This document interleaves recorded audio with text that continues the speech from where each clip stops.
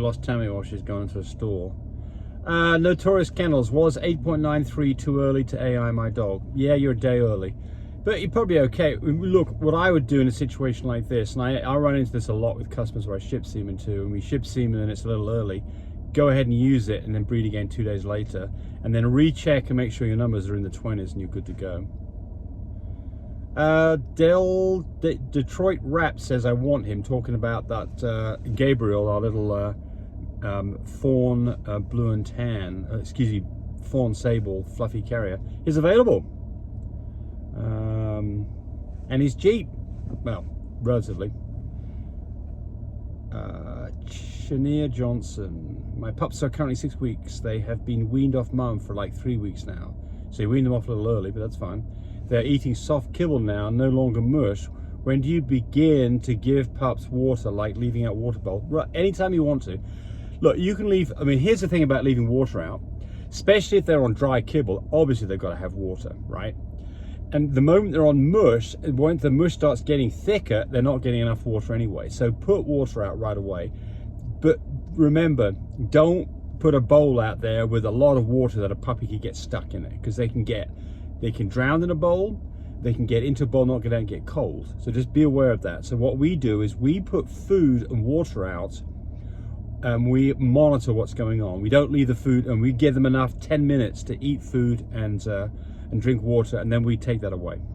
When they get older, you can leave the water around, but absolutely right now, start giving water.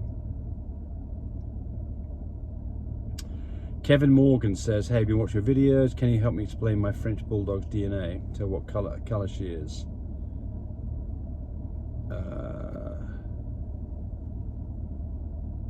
Oh, well, you got to send me the color panel. I can't, yeah. Send me the color panel, we'll do that for you, sure. My female Frenchie has a green discharge and she is pregnant. What should I do? Okay, so we didn't tell us how far along she is in the pregnancy. But typically, when you have a green discharge from the vulva, that is a placental separation. And depending on how bad the separation is, either the puppy's that's connected via that placenta is in trouble and will die, or it's just a little bit of a tear and it's okay. So what do? Well, if you've got, you know, a few days to go or more, get that dog into a crate, put it on bed rest, and keep the dog quiet and see whether whatever tore will heal up.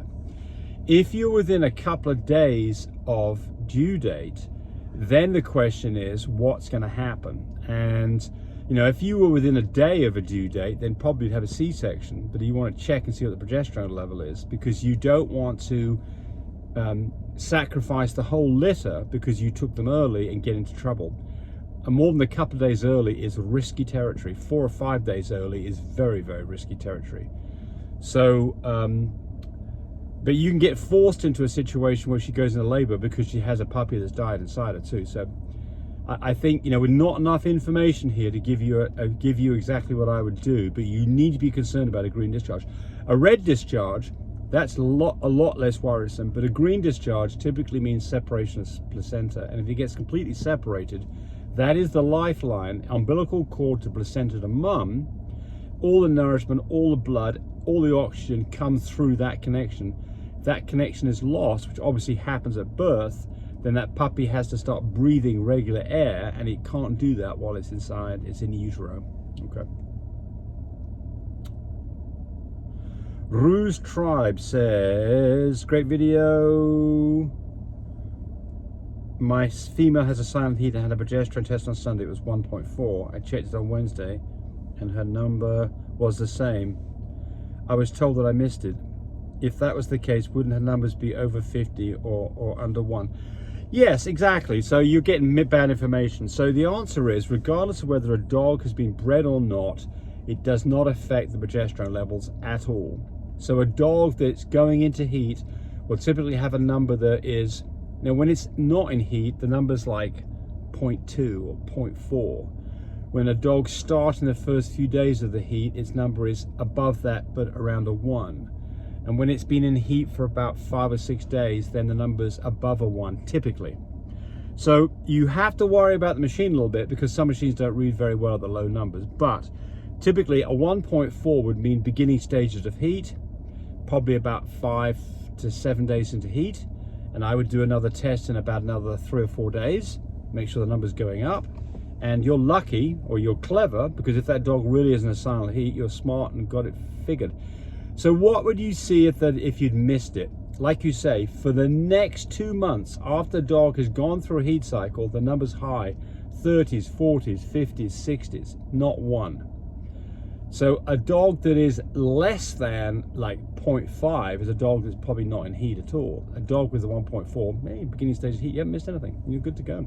So it's a classic example where you've been given the wrong information by a medical professional. What can I say? DD mother something or other says, oh, I love Frenchies, they're chubby little fat asses. Yes, you're right, I do love Frenchies. They are cute. You know what, they aren't just cute, they are great animals. They are just such great little lovable little creatures. I mean, there's lots of dogs that are wonderful dogs. I mean, I love labs. Labs have this just big heart. So do Frenchies. They're not stuck with a single person, although they can fall in love with you because you look after them, but they just love everybody. They're inquisitive, they're not noisy, they're not aggressive. They're really, I mean, guess what, folks? Guess what the number one animal dog is in the United States as of about a week ago? French Bulldog. Beat out labs. French Bulldogs is at the top of it, and it needs to be, because they are such great dogs. But look, if you don't have a dog in your life, get a dog, because there's lots of wonderful breeds out there. It's not just about French Bulldogs. There are lots of wonderful breeds, but certainly Frenchies are so adaptable. They can be up on high-rise apartments. They can be on the farm. They can be in an RV. They can do all the things that you do. They don't require a ton of activity, but they love to go get some exercise. They love to snuggle up with you, watch TV. They're just wonderful creatures. Love Frenchies. EJ Clark says, I've got one for you. Have you ever come across a hermaphrodite Frenchie? We've just found out that our girl has boy parts inside. Well, look, I mean, hermaphrodites are not very rare, and they're not exclusive to the human population. So absolutely. I mean, I've never been around one, but I mean, obviously that's what you've got. And so then the question is, what do you do with this dog? And I would think the answer is that you spay it. I would think it'd be the right thing to do, because I don't think this dog's going to have puppies. And any dog that's not going to have puppies, or you don't intend to breed, should be spayed. It's much safer for the dog for all kinds of reasons.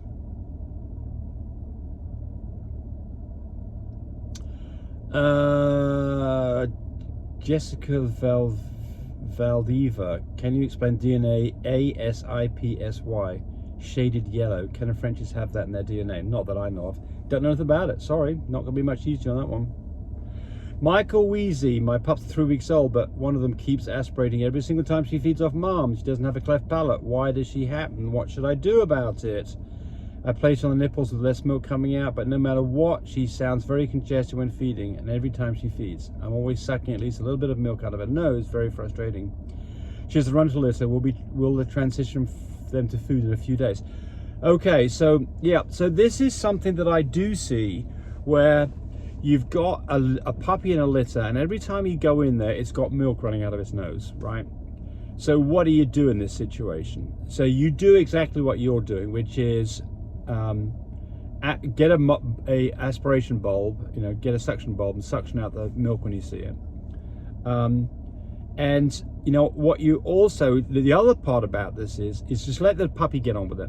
But if this develops into a mucus discharge, clear or colored from its nose, it's absolutely time to go get some antibiotics for that puppy. And then you may need to start tube feeding to get past this point, because once you get to the point that she's on soft food or mushy food, this problem probably goes away. But just because you see milk coming out of its nose doesn't mean that this will develop into pneumonia. But if you do see milk coming out of the nose, you've got to be aware of the fact that it could end up being pneumonia. And this treatment for pneumonia is Clavamox, antibiotics, probably an incubator, and probably oxygen supplementation. And if you get that done early, those puppies typically do okay. If you wait too long, typically they get in trouble. What happens is they have a secondary infection because of the pneumonia in their lungs, and they die from that. Or they die because they're not feeding properly and they lose weight, because puppies that are small don't have a lot of reserve. So pay attention to this, which is what you're doing, so good for them. My 5-month-old Frenchie, Christian Dominique Cortez, says it's not showing his balls yet. Well, hopefully you'll show them in the next month, because typically if they haven't shown them by 6 months, they ain't going to show them. So keep an eye on it.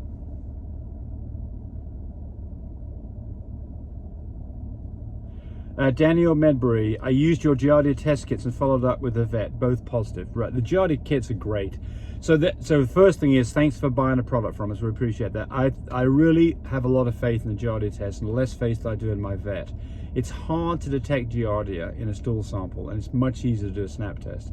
And you can do the snap test at home with nothing, no extra other equipment other than just buying the test kit, and you can find out. So you should have these tests on hand, because it's so much less expensive. Here's the thing about going to the vet. It costs money, and you expose your puppies to other sick dogs where potentially they could get Giardia they never had in the first place. Do the test at home. What is the treatment for Giardia? Metronidazole, which is what you're doing. So can you please tell me the cure for Giardia? Metronidazole seems not to be working. You've just got to stick with metronidazole. I mean, it's a little bit of a rough antibiotic, but it's 10 days worth of that, and that's what I would continue to do. So remember that you could have something else going on, like coccidia. And so you could have a dog that you've treated with metronidazole and fixed it, but now it's also got coccidia. And the outcome from coccidia is also kind of a runny, mucousy, blood-flaked poop. So you could think you haven't fixed it, where in fact you have, but you've now got Giardia. So, excuse me, can't even say it now, coccidia. So I would check for the coccidia. We don't have a test for that. It is a flotation test. And that's it for this one. Thanks for watching. Bye, buddy. Thanks for watching the video. I hope you got some good information out of it. I hope you subscribe to our channel. Brought to you by mybreedersupply.com. We've been in business for over 8 years. We manufacture products to help you have successful breedings, successful whelps, and successful puppies. We've introduced a new subscription service, canineconnect.com. It's a 1-year subscription for $129, and for that you get 2-day free shipping on all of your orders. You get 5% off every order that you place, and you get direct access to our support line to help you with products that you buy from us and general questions about breeding your dogs. It's really a great deal. I hope you subscribe to that. Now the disclaimer. I'm not a licensed veterinarian. I'm not a professional health giver, but I am a guy that's been breeding dogs successfully for over 20 years. Any information you get from my videos is purely at your own risk. If you have any doubts about any of this stuff, you should definitely seek the help of a licensed professional. Again, thanks for watching. Have fun with your doggies. Bye, buddy.